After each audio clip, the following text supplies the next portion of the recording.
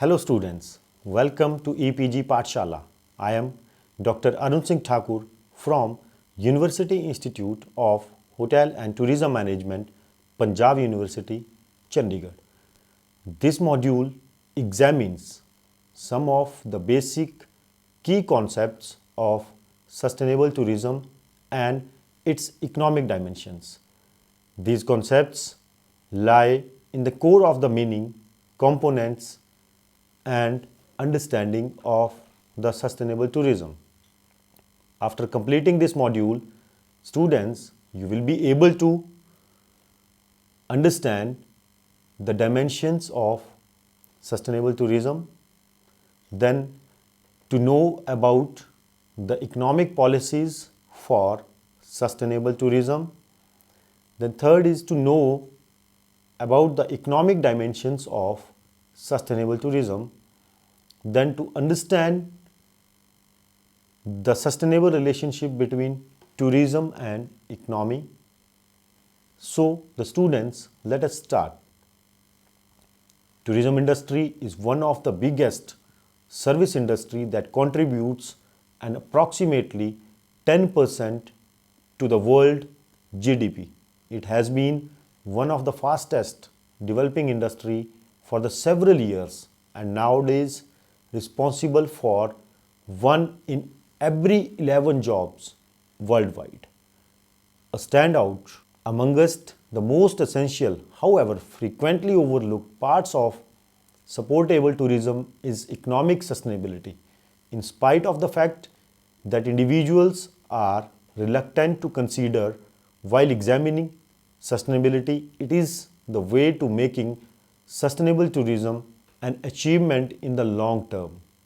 Economic sustainability or to concentrate on keeping the financial increase of the tourism within the local residents, advancing privately run organizations and engaging and recruiting local people in hotels, motels and travel agency offices can help to promote tourism while still offering back to the local residents. The primary objective is to ensure that the local residents profits economically through the tourism. Now let us understand briefly about the sustainable tourism. The World Tourism Organization defines the word as sustainable tourism development meets the need of the present tourist and the host regions while protecting and enhancing opportunities for the future generations. It is envisaged as leading to management of all resources in such a way that economic, social and aesthetic needs can be fulfilled while maintaining cultural integrity, essential ecological processes, the biological diversity and the life support systems. Sustainable tourism refers to the tourism activity that can be maintained over the long term because it results in a net benefit for the economic, social and natural environments of the area in which it takes place. The concept of sustainable tourism has grown out to the concept of sustainable development. The sustainable development can be defined as the development should take place without damaging the environment is termed as sustainable development. Further, we will discuss the various dimensions of sustainable tourism. The sustainable tourism development can relate to a theoretical context involving a classical triangle model with people, planet and profit. More specifically, we broke this down into 3 dimensions of sustainable tourism development. The first is the environment, planet. The second is socio-cultural, the people. And third is economy, the profit. These 3 dimensions are interconnected with each other. The dimension of environment comprises of planet including both natural and built areas of particular destination. The social dimensions comprises of the people of the certain area, and the economic dimensions include the profits generated from the tourism activity at a particular destination. It is necessary to consider the impacts of tourism activities on a particular area so that the negative impacts can be controlled well in time. What is economic sustainability?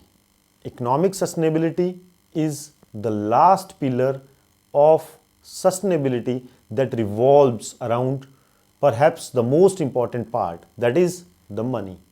Many individuals don't consider financial matters when thinking about sustainability. However, it is truly the way to making a tourism business sustainable. Economic sustainability refers to building linkages and reducing the leakages. Basically, keeping the money local. A hotel or a travel agency run and owned by a foreigner is not likely to contribute much to the local economy. The money will probably leaked abroad or out of the destination. This is not sustainability. Not only the local residents should be encouraged and involved in tourism, but should also share the money related advantages gathered from tourism at the local destination. Now, we will discuss the economic dimension of sustainable tourism. In the open deliberation over sustainable tourism, the economic dimension is regularly given moderately inadequate consideration contrasted with the ecological issues. Yet, tourism is an economic phenomena of great potency worldwide because it is a major source of foreign currency earner in the various developing countries. Then it is the premise of development of the numerous transnational companies. It accounts for a significant proportion of the annual disposable income of many people in the so-called developed countries.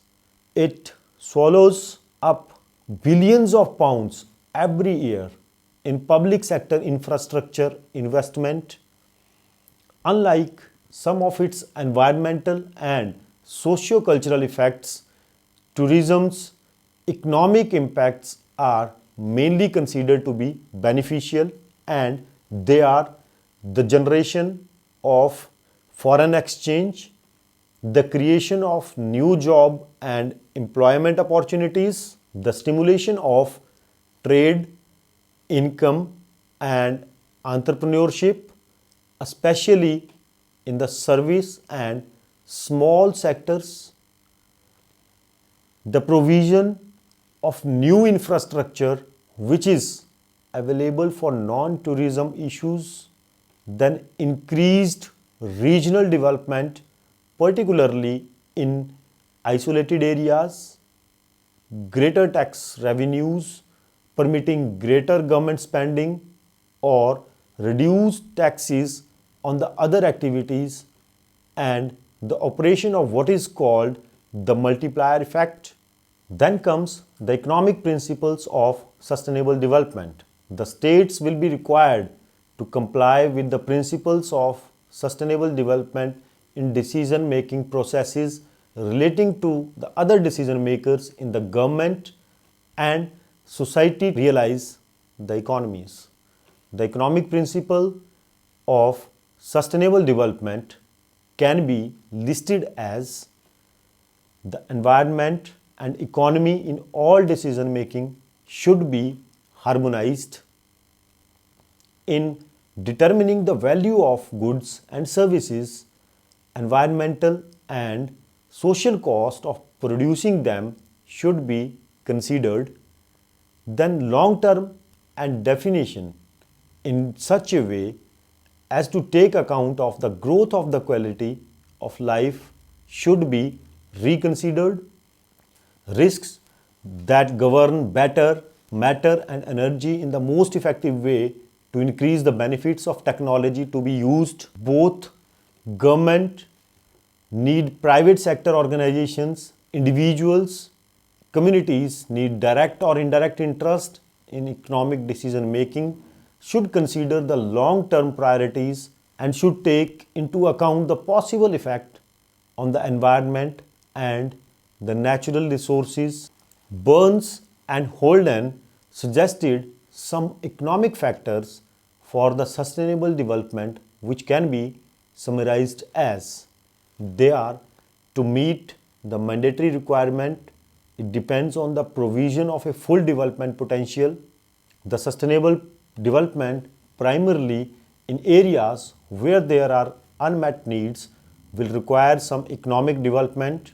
Then introducing restrictions on the use of the resources. Sustainable development opportunities for substitution of non-resource brings a limitation on the consumption rates. Then comes the economic viability.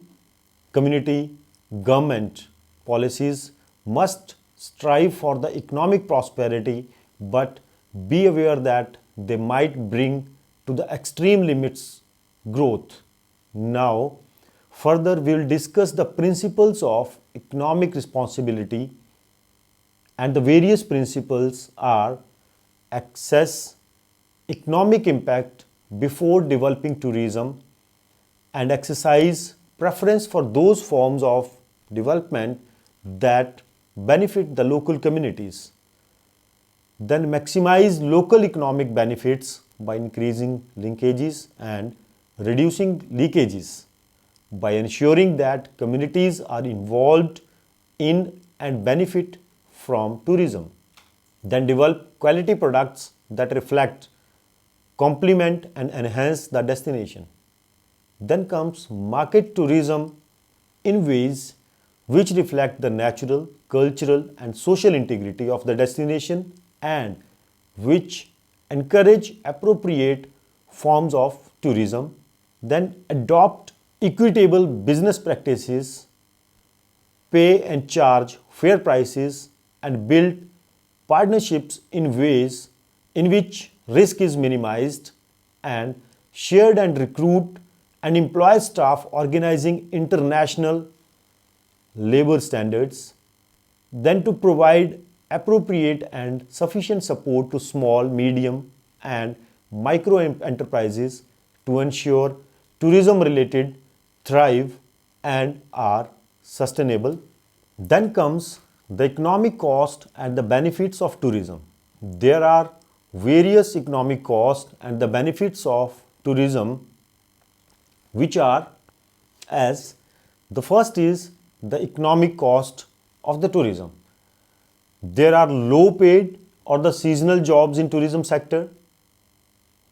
The wastage of money by investment in expensive infrastructure. Then over dependence on the tourism sector. Then investment in the tourism cannot be used in any other purpose. Then comes the economic benefits from the tourism. It creates jobs. Then injection of the income into the economy through the multiplier effect. Regeneration and reconstruction of the economy of the towns and cities where other industrial activities are in the stage of the decline.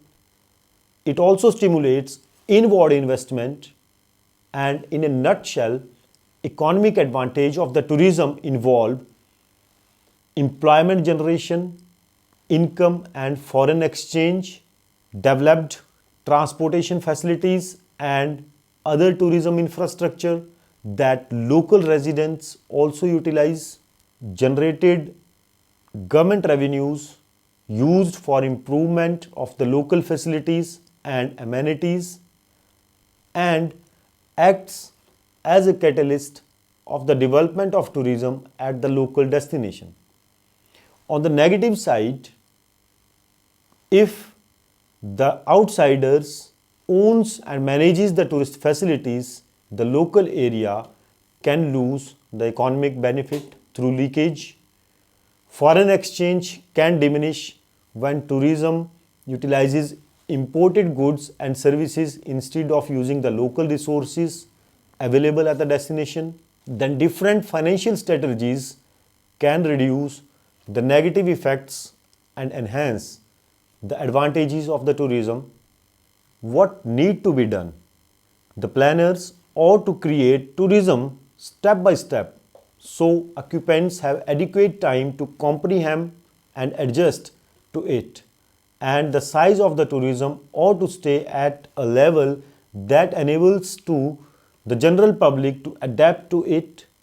The planners should engage the local residents in the decision making process of developing tourism and give them adequate chances to get its advantages through employment at all levels, simple access to tourist amenities and attractions, and equity ownership of the facilities and services. Then the local culture acts as a major attraction for the tourist. The government needs to maintain quality control standards for the music, dance, fine arts, drama, and handicrafts. In few regions, selective marketing techniques can motivate the type of tourist who will appropriate and respect the customs and traditions. The knowledge of people about tourism and of tourists about the local traditions and the customs is often important for socially integrating tourism into the economy. Economically, it is important to create strong cross-sectional linkages between tourism and other local activities. From the very first stage of the development, tourism planners should try to formulate and implement an integrated socio-economic program that involves the government, the private sector, the community, and the religious sectors as well. The tourism organization should ceaselessly screen financial efforts to distinguish issues and take remedial measures to lighten them. In the financial analysis, as with any type of development, even well-planned tourism will generate some environmental and socio-economic changes. The costs and benefits should be understood and accepted. The further we will study the ethics of government support for the tourism industry. There are many reasons why public sector bodies become involved in tourism for the sake of society as a whole. Tourism can contribute to improving a country's balance of payment situation, provide employment to the citizens, then generate tax revenue for public sector bodies. It stimulates rural and the regional development and regenerate urban areas and diversify the local economies as well.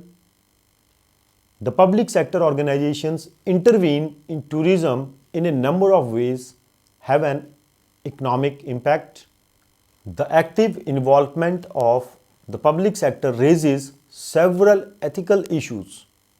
The idea that it is wrong for the taxpayers as a whole in an area or a country to be asked to pay for the destination marketing activities when it is private sector which is the most gainful from these activities. When the local council promotes weekend breaks using public money, the main economic benefit goes to the local hotels. Most residents who have paid for the promotion of the short breaks usually gain little or nothing from the tourist expenditure. States' subsidy of certain tourism organizations can create unfair competition. On a large scale, they can involve state-owned subsidized airlines being given an unfair advantage over smaller non-subsidized privately owned airlines. On a smaller scale, it may be a case of publicly owned subsidized visitor attractions being unfair competition for private owned attractions. While persuasive arguments can be advanced to support the use of subsidies in some cases, overall, the use of subsidies in some cases left with the feeling that too often they are unfair and act against the ultimate interest of the consumers. The money spent by the public sector on tourism represents an opportunity cost. In other words, this money could be spent on other things like education, health, which could bring benefits to more people in the particular country. Then, what is the relation between seasonality and sustainability? In terms of effective use of resources, the seasonality of the tourism market can be viewed as either negative or positive depending upon one's seasonality can either leads to the underuse of infrastructure which is economically inefficient, allow overused resources a period of time during which they can recover before the next season. The next topic is the economic trends and sustainable tourism. The problem for sustainable tourism is that several current economic trends are not compatible with the concept of sustainability, including the trend towards globalization, which is leading to product standardization and a reduction in the influence of national, regional, and local culture and geographical differences. This is threatening to the diversity which is implicit in the concept of sustainability. The rise of multinational enterprises is also a potential threat to the idea of sustainability in tourism. Based on the work of Dunning and McQueen in 1982, Bull in 1995 has identified possible areas of concern for the local host economies from the growth of multinational enterprises. They are control over the structure and development of tourism industry, control over tourist markets and tourist flows, then prices obtained for the host economy and tourism products, the destination of factor and input payments. In the case of the both trends, the fundamental issue is the loss of the local control, something which is often seen as one of the guiding principles of sustainable tourism. More economically viable forms of tourism are the developing. More sustainable forms of tourism will involve several main priorities in economic terms. The first is developing forms of tourism which optimize the economic benefit of tourism while minimizing its economic cost, making sure that the tourist pays a fair price for their holiday experience, then taking action to share the cost of attracting and meeting the needs of tourism industry and the government agencies in the destination, then protecting local businesses from unfair competition from the larger externally owned enterprises which have little commitment to the destination, then reducing the leakages from the local economy.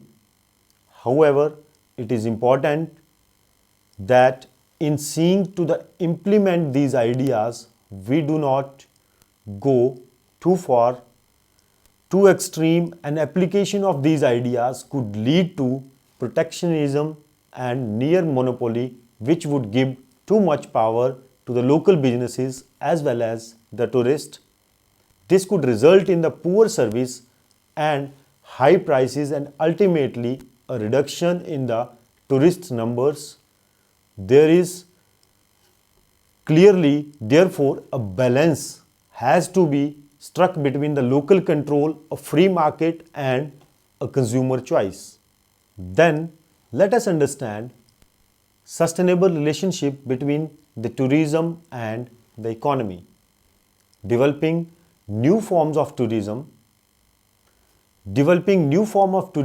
which helps in achieving economic benefit of tourism while minimizing economic cost, then benefits to the local community, where ensuring the benefits of tourism are spread widely amongst the host communities, then fair price for the holidays experience, making sure tourists pay a fair price for their holiday experience at the destination, then protecting the local business from unfair competition. The local business should be protected from unfair competition from the larger externally owned enterprises, and then fair distribution of the cost. Private and public sector should share costs fairly, attracting and meets the needs of the tourist. Then providing employment opportunities to the local people,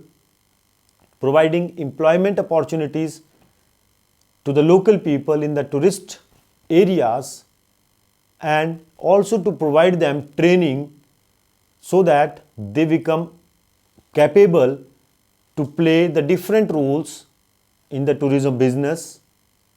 Then encourage purchase of the local goods and services,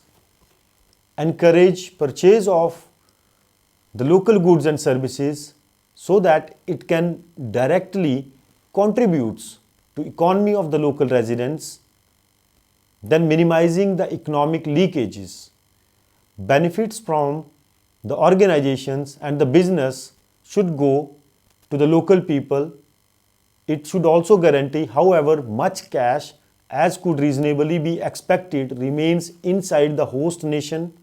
This can be troublesome exercise in careful control, since you would prefer not to stop foreign direct investment in the country.